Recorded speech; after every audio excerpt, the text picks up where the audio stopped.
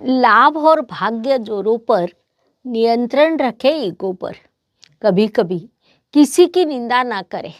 यदि आप किसी के लिए मदद का हाथ बढ़ा सकते हैं तो अवश्य बढ़ाएं। स्वामी विवेकानंद जी के यह एक प्रेरक विचार है। मीन राशि के लिए गुरुदेव का यह राशि परिवर्तन अत्यंत महत्वपूर्ण रहने वाला है, क्योंकि वे आपके राशि स्वामी है। गुरुदेव आपके द्वितीय स्थान से तृतीय स्थान में प्रवेश करने वाले हैं। नमस्कार, मैं एस्ट्रो गुरुमा डॉक्टर ज्योति जोशी आप सभी ज्योतिष प्रेमियों का हार्दिक स्वागत करती हूँ। ग्रह लगातार भ्रमण करते रहते हैं। गोचर द्वारा एक राशि से दूसरी राशि में प्रवेश करते हैं। उसके शुभ अशुभ ऐसे दोनों प्रभाव मनुष्य पर पड़ते हैं। इसलिए ज्योतिष के दृष्टिकोण से वह घटना महत्वपूर्ण मानी जाती है। इसीलिए हम सदैव ग्रहों के राशि परिवर्तन का विश्लेषण करते हैं। उस अनुसार आने वाले 1 मई 2024 के दिन अत्यंत बड़ी घटना होने वाली है। उस दिन देवगुरु बृहस्पति राशि परिवर्तन करने वाले हैं। गुरुदेव प्राकृतिक शुभ ग्रह होने के कारण उनके राशि परिवर्तन का विशेष महत्व रहता है। मनुष्य जीवन पर उसका बड़ा प्रभाव पड़ता है। इसीलिए राशि के अनुसार हम उन प्रभावों का विश्लेषण करते हैं। उसमें आज हम मीन राशि पर क्या प्रभाव होगा, इस पर विस्तार से वार्तालाप करेंगे। साथ ही इस काल में किए जाने वाले विशेष उपाय मैं आपको बताने वाली हूँ। इसीलिए आज के भाग को अंत तक देखें।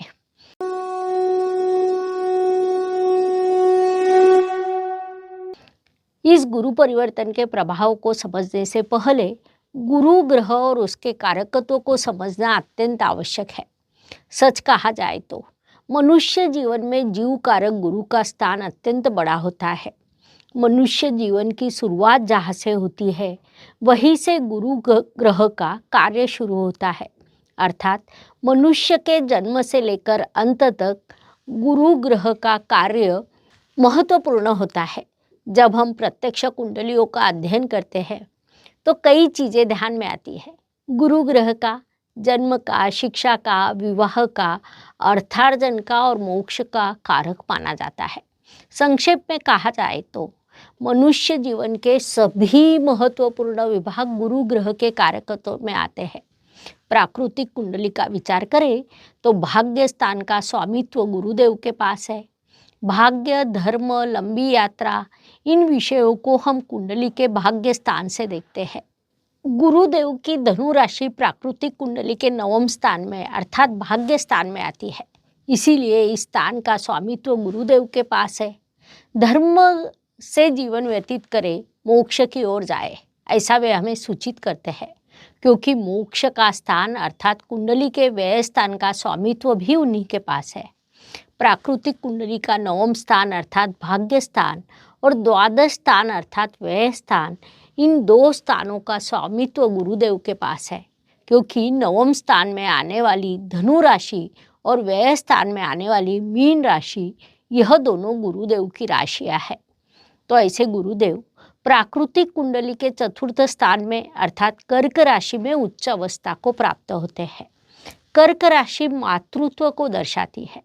कुंडली के 4th स्थान से हम सुख, समाधान, शांति, इन सभी विषयों को देखते हैं। इसीलिए उसे सुख स्थान कहा जाता है।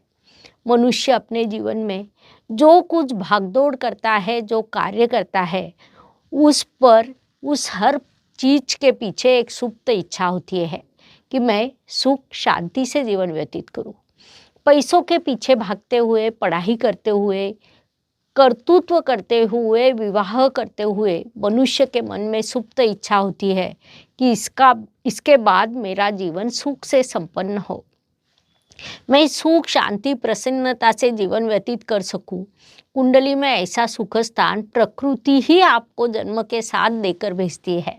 उस स्थान में गुरुदेव उच्च अवस्था प्राप्त करते हैं, क्योंकि आप सुख शांति से रहे, प्रसन्नता से रहे, यह गुरुदेव की इच्छा होती है।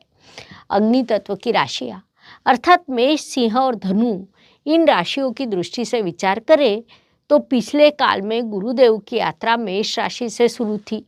उनकी यह यात्रा इन तीनों राशियों के लिए सकारात्मक थी। क्योंकि गुरुदेव द्वारा उनके लिए कुंडली में धर्म त्रिकोण पूरा हुआ था, जो शुभ योग माना जाता है, जिस कारण इन तीनों राशियों को शुभ परिणाम प्राप्त हुए। एक और धर्म त्रिकोण पूर्ण करते हुए संतति सुख, विवाह के योग, उच्च शिक्षा के योग, ऐसे कई शुभ फल उनको प्राप्त हुए। अब गुरुदेव जब वृषभ राशि में प्रवेश करेंगे तब वे कुंडली में अर्थ त्रिकोण पूर्ण करेंगे। अर्थ त्रिकोण पूर्ण होने के कारण नौकरी लगने के योग, व्यवसाय वृद्धि के योग निर्माण होंगे। अब हम गुरु परिवर्तन के प्रभावों को राशि के अनुसार उस विश्लेषण करेंगे। उसमें आज हम मीन राशि पर होने वाले प्रभाव को समझने वाले हैं। मीन राशि की दृष्टि से विचार करें तो गुरुदेव अब तक आपके द्वितीय स्थान में विराजमान थे। 1 मई 2024 को वे वृषभ राशि अर्थात आपके तृतीय स्थान में प्रवेश करेंगे। उसके बाद शीघ्र ही 6 मई को अस्त होंगे। 1 जून को उनका उदय होगा। 12 जून को वे रोहिणी नक्षत्र में प्रवेश करेंगे।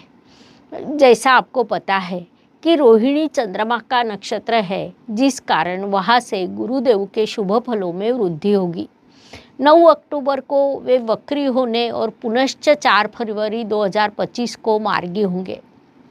लगभग 12-13 वर्षों के बाद गुरुदेव अब वृषभ राशि में अर्थात आपके तृतीय स्थान में प्रवेश करने वाले हैं। वे आपकी राशि स्वामी और दशमेश होने के कारण उनकी स्थिति, उनका राशि परिवर्तन आपके लिए महत्वपूर्ण होता है। कुंडली का दशम स्थान कर्म स्थान होता है। जीवन में कर्म की दिशा उस स्थान से निर्धारित होती है। ऐसे स्थान के स्वामी और आपके राशि स्वामी गुरुदेव अब परिश्रम स्थान में प्रवेश करने वाले हैं। उचित परिश्रम करने पर सफलता स्वयं चलकर आती है। यह प्राकृतिक नियम है जो इस काल में आपके लिए लागू रहेगा।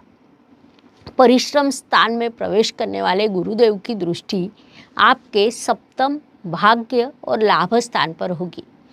अर्थात गुरुदेव आपको वैवाहिक सुख प्रदान करने वाले हैं। आपके लिए विवाह निश्चित होने के योग निर्माण होंगे।